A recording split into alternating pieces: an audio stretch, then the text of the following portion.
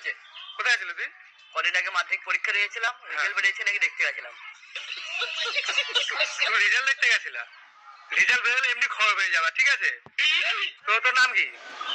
তোমারও বন্ধু, তোমার বাবারও বন্ধু। তোমারও বন্ধু, তোমার বাবারও বন্ধু। মানে? আমার নাম দীনবন্ধু। দীনবন্ধু, আচ্ছা। তো বাবার নাম কি? দীপক। দীপক? अभी तो रुको, क्लाइमैक्स अभी बाकी है।